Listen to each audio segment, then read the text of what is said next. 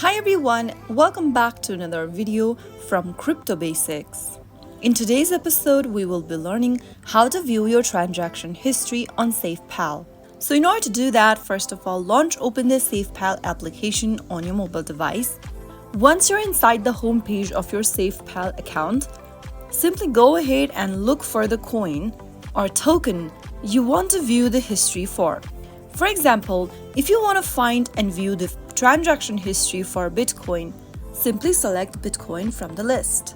You will then be able to see all the transaction history that you've made for Bitcoin. If you want to find the transaction history for a different token, simply select the different token and that should help you view your transaction history. If you found the video to be helpful, go ahead and give us a thumbs up. Don't forget to subscribe to the channel by hitting the subscribe button. Press on the bell icon so that you'll never miss another upcoming upload from us.